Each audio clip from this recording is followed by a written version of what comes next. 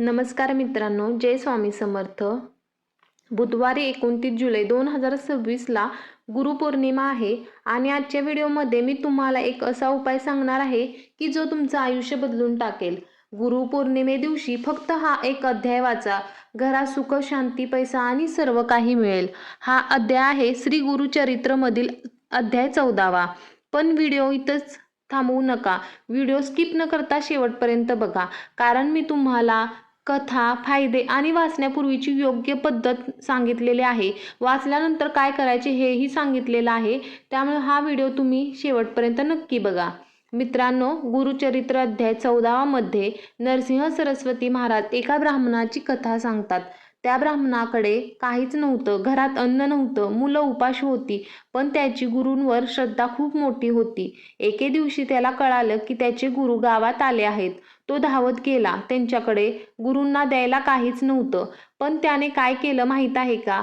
त्याने 3 दिवस फक्त गुरूंची सेवा केली, पाय दाबले, झोपायला जागा दिली, निस्वार्थ भावनेने सेवा केली.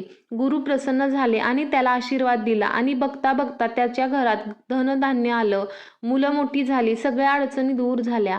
यातून काय शिकायचं आहे? सेवा छोटी असली तरी चालेल, पण फक्त मन मोठं हवं. श्री स्वामी समर्थ महाराज पण हेच सांगतात. भिवू नकोस, मी तुझ्या पाठीशी आहे. म्हणून गुरुपौर्णिमेला हा अध्याय वाचला की गुरु आपली पण तशीच सेवा स्वीकारतात. हा अध्याय वाचल्याने काय होतं? नंबर 1, घरातली आर्थिक अडचण, कर्ज, पैशाची टंचाई दूर होते. दुसरं म्हणजे घरात भांडण कमी होतात, सुख आणि शांतता नांदते. तिसरं, मुलांच्या शिक्षणात, नोकरीत, व्यवसायात प्रगती होते. आणि सगळ्यात महत्त्वाचं, गुरूंचा आशीर्वाद मिळतो. आयुष्यातील सर्व अडथळे दूर होतात आणि आपलं आयुष्य अगदी सुखकर होतं. आता सगळ्यात महत्त्वाचं, हा अध्याय वाचायचा कसा? लक्ष देऊन ऐका.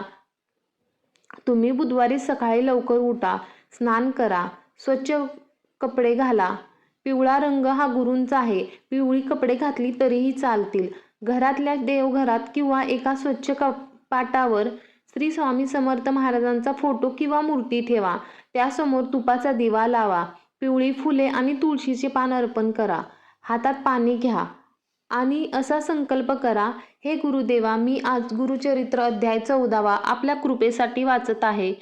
माझ्याकडून ही सेवा घडवून घ्या.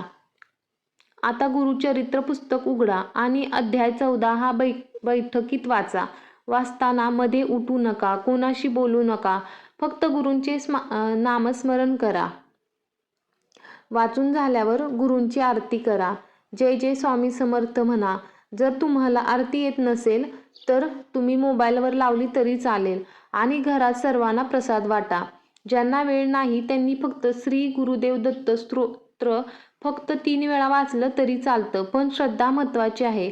हा अध्याय वाचताना 3 गोष्टी लक्षात ठेवा.